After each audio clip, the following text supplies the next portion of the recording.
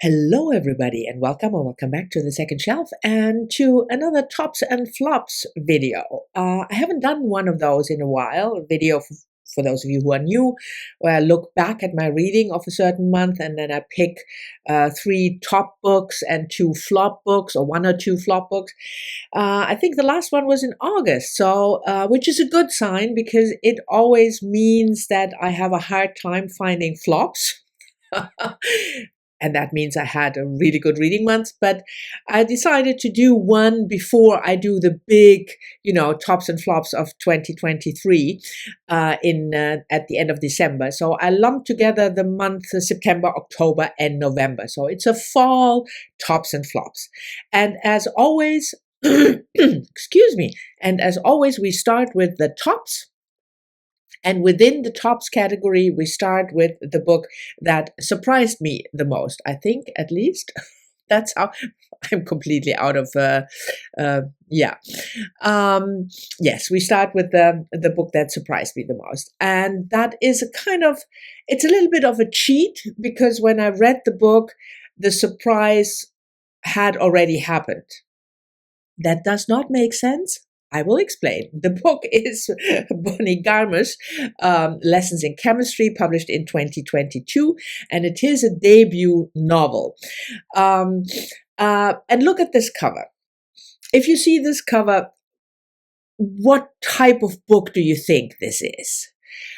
This here is I think it's the UK cover. It's a little bit better. You think 60s, which is probably true, 50s, 60s, but you think rom-com, don't you?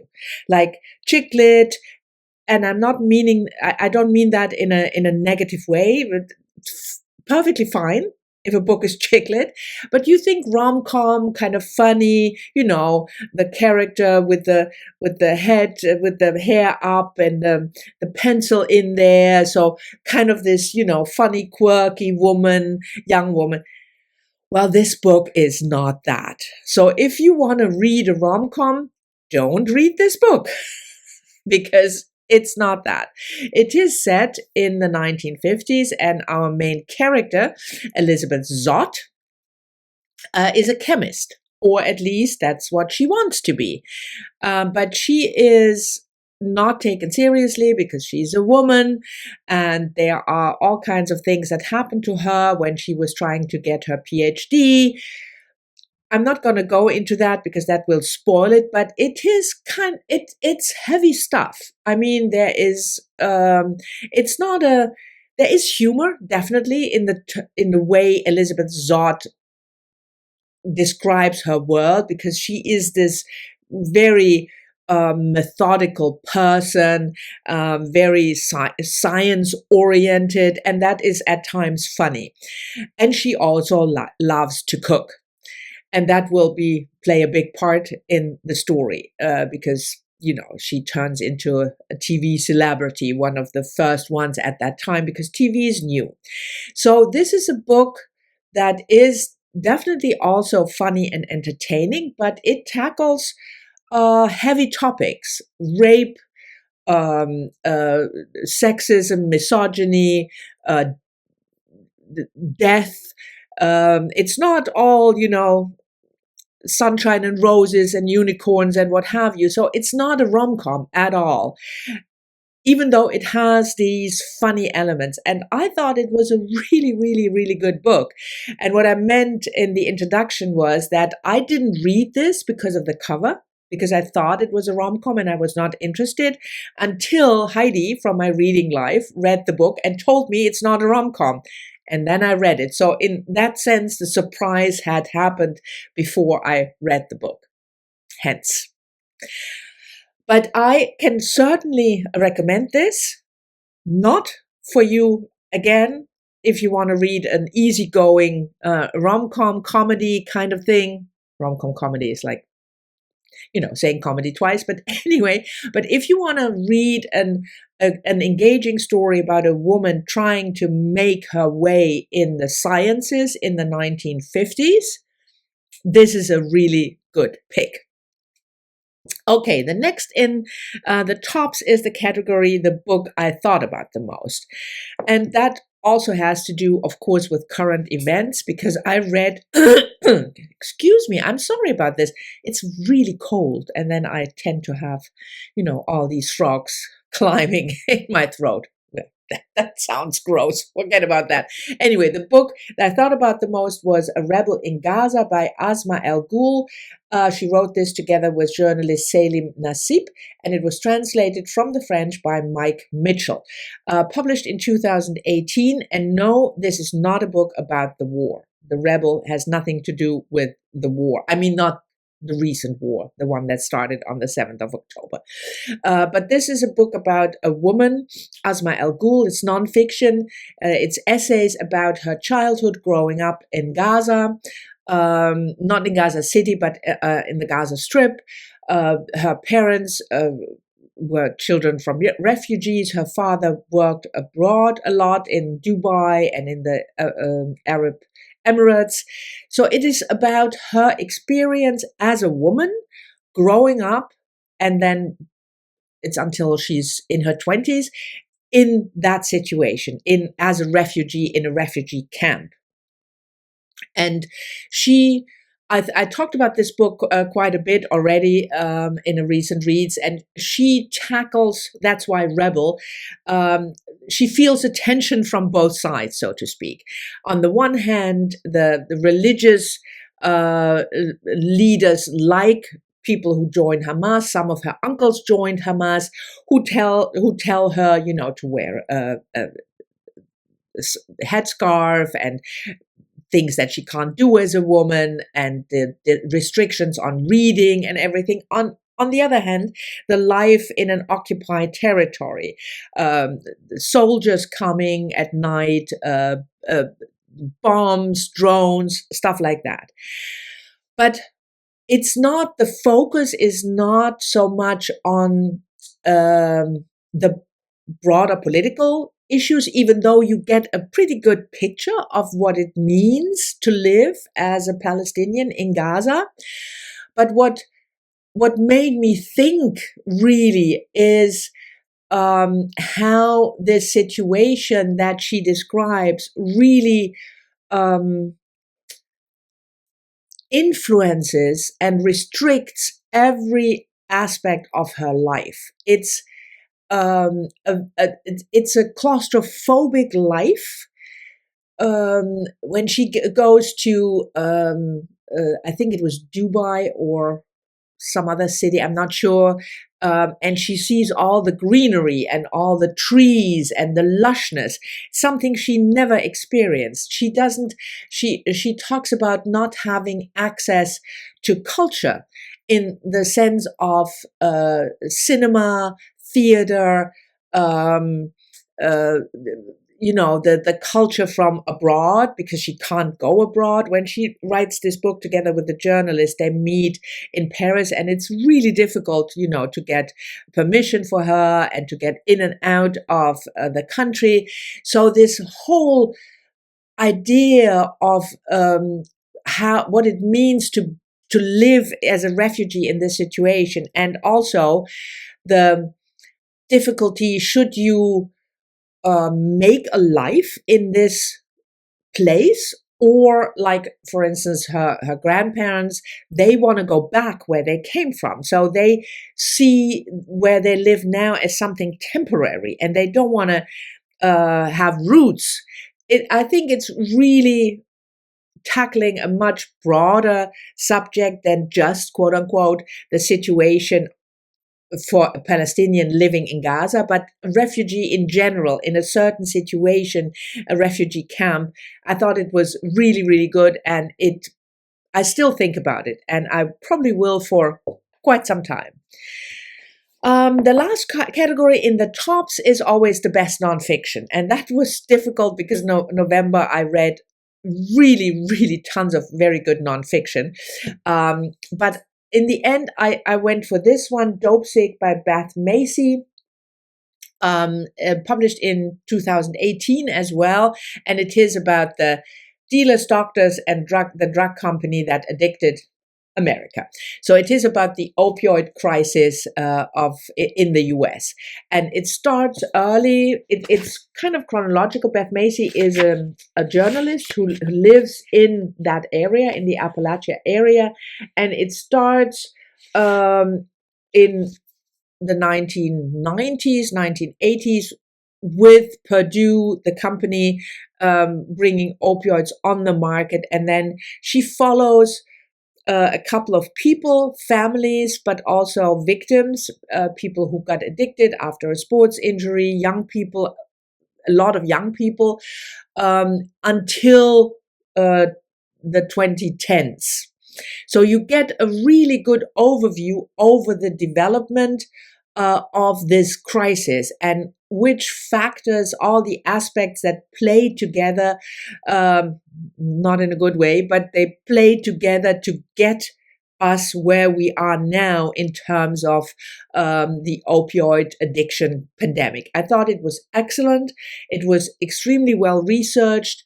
It was it was engaging, well written, a lot of information given without ever feeling info dumpy at all. She tried to be as objective as possible, even though at times you can feel, I mean, she is empathetic with the victim. So it's not possible to be clinical about a subject like that. But she is not bringing too much of her personal feelings or personal opinions into the book. So if you are interested in learning about the opioid crisis, how it started, and where we are now, I mean, it's like 5 years ago when this ends. This is a really, really, really, really good book. So these were the three tops, and on to the flops. And like I said, the months of September, October, and November were really good reading months. I mean, not, what is this? The hair is coming loose. Well, we just roll with it. Anyway, not 1 5-star read after the other. I mean, keep in mind the fact, of course, also that I don't give 5 stars easily, but it was a decent, these 3 months were decent reading months. So not that many wow books, a couple of them, but also not many books like, So I picked 2 in the end, obviously, but none of those 2 is really, really bad. It's just the first one was a Victober read, and this one, I talked about it, I think, in my Victober wrap-up, John Halifax Gentleman by Dina Maria Mullock Craig, published in 1856. It's about this man, John.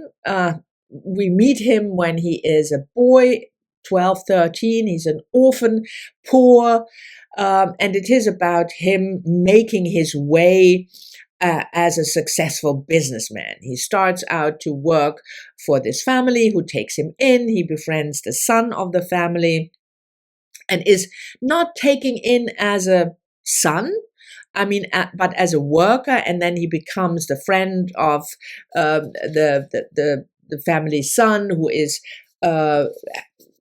he is not health-wise not doing well, and we follow Halifax's development until he is in his 50s. So it's spanning a good 4 decades. And it's I mean, yes, if you talk about 4 decades, but I was just bored, really bored. I mean, it was very like molasses. And not that the writing was bad. I mean, Mullock can definitely, tell a story, write pleasantly. There is a lot of finger wagging, moralizing, but that's what you expect in a lot of Victorian novels. So that didn't bother me because I knew that I should expect that. But it was just boring. I just was like, on and on and on about this, day-to-day life, and I don't know, it just did not grab me at all. And add to that the predictability of it all. I mean, we know that he will make it, but we also know that there will be troubles and that there will be, moral issues.